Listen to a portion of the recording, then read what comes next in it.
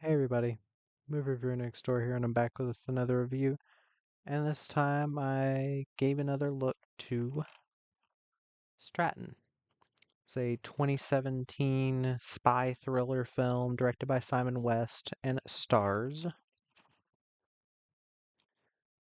Dominic Cooper, Austin Stowell, Gemma Chan, I guess, Thomas Kretschmann, Tyler, Tyler Hoechlin, Tom Felton, Connie Nielsen, and Derek Jacobi. In this film, a British Special Boat Service commando tracks down an international terrorist cell. So, what did I think of Stratton? Disappointing?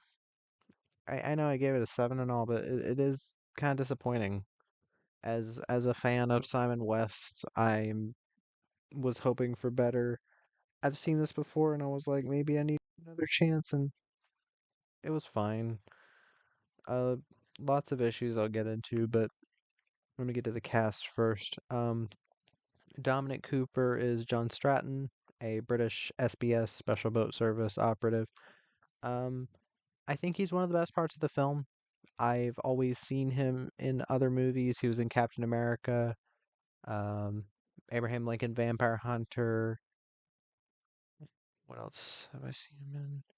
Dead Man Down. I really liked him in Dead Man Down. Um, but like he's very clearly a great actor who just doesn't get enough great roles. I think he does exactly what he can with his this role, which doesn't give him much to do, but I think he plays the badass in a way where it doesn't come off as annoying, and I do think he does a good job in the action scenes. Austin Stoll plays Hank, a friend of Stratton's buddy that gets killed in the first scene. Um, he's fine. Uh, he seems to be mostly a rom-com actor. Uh, but yeah, nothing special really. Chan, whatever, as Aggie, she's kind of a like analyst, I guess, or a tech person. She's fine. Um, Thomas Kretschmann plays Grigory Borovsky, main villain. He's there. Tyler Hoechlin plays Marty. He's in the first couple scenes. I don't mind him. Not a lot to say there. Tom Felton plays Cummings, also kind of there. He went later in the movie.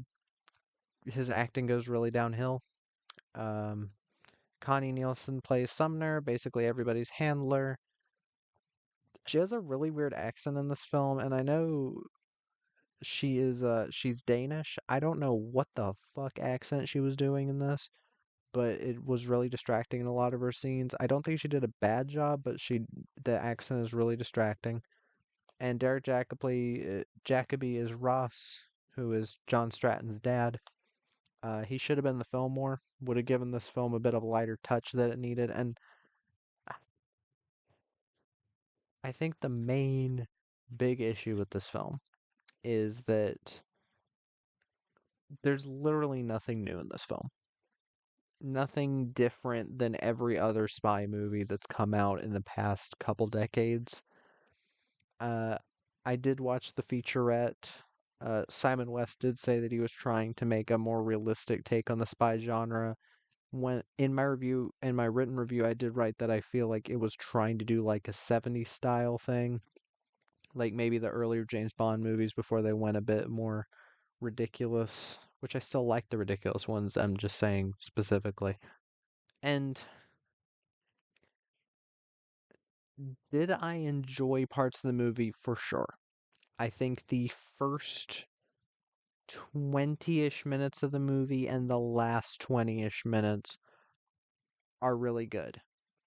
The suspense and suspense scenes in the first 20 minutes and then the shootout, they're well filmed, they're well edited, they're well shot, they're choreographed, well done. The last couple action scenes, the boat chase and the chase on the bus, and then the bus flipping over, and then a car tumbling. Like the well done stuff in the beginning and end of the film. Um, the middle of the movie, it kind of does drag.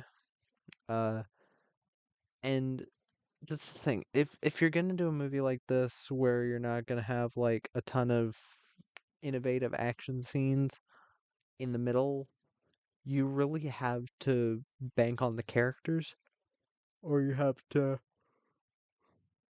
be able to, what am I trying to say? You have to develop the characters in a way that makes the viewer interested. Because for the most part, this feels like it's a decently budgeted film, 16 million. Um, and there are a couple action scenes, again, beginning and the end, where it feels like a decently budgeted action movie.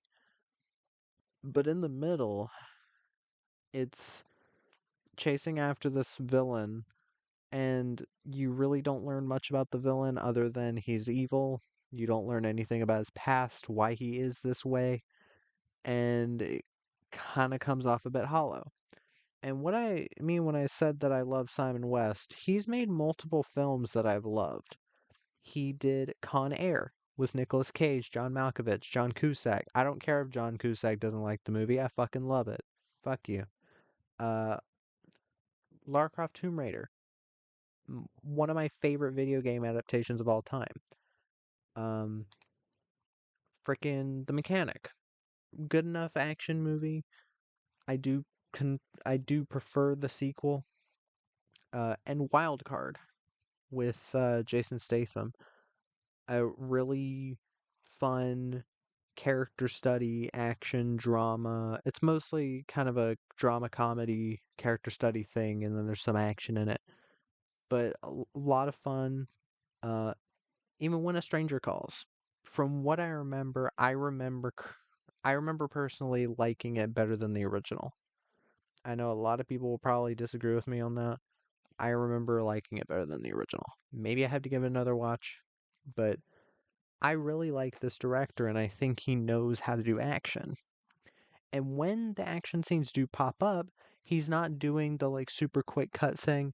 His editing can be a little bit frantic at times, but at no point does it feel like he's cutting around the budget or anything. He clearly has he clearly knows how to shoot the action and how to make it look good. I feel like here he did need to focus on the characters a bit more. And I think that's part of the short run time of this film can be both a blessing and a curse, especially in a spy film like this that's trying to be more realistic.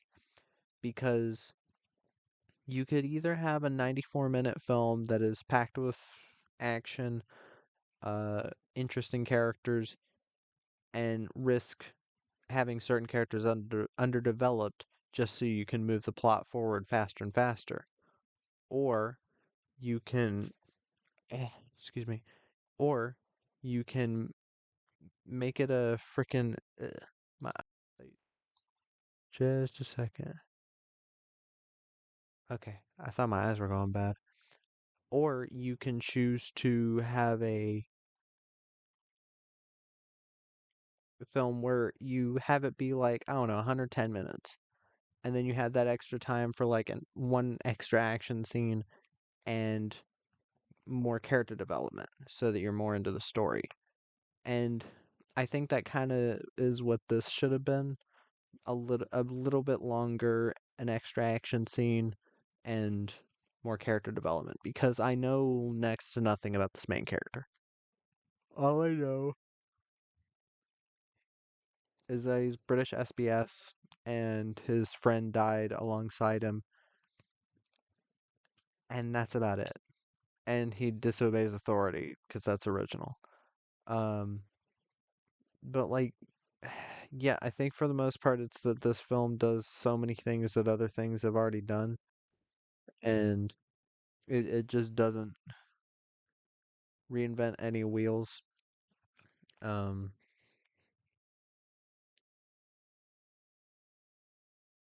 I'm struggling to think of things to say about this.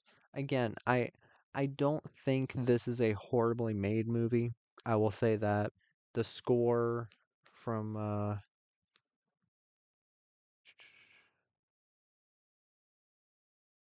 the score from Nathaniel Meckley was pretty good. I did enjoy it. I thought it it felt very old. It felt very 70s in that way, and that's part of why I thought this was trying to be a throwback to 70s spy thrillers. Um, because it definitely does give off that vibe. There was definitely effort put into the shots and certain bits. There's like a bit where a character is stuck in the back of a bus with the terrorists, and they end up like naming off landmarks that they were passing, and then they end up using the flash on their phone to get somebody to help them. I thought that was nice. But yeah, other than a couple pretty decent action scenes, Dominic Cooper again, and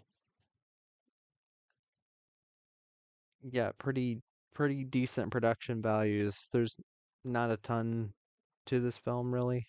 It's hear a cat outside. But there's not a ton to this film, but it's still pretty watchable. Again, it without Dominic Cooper, it would go down to a 6 probably. But yeah, not much else to say about the film, but that was my review of Stratton. If you've seen the film, let me know down in the comments down below. If you have any recommendations, put those down there as well. And movie reviewer next door.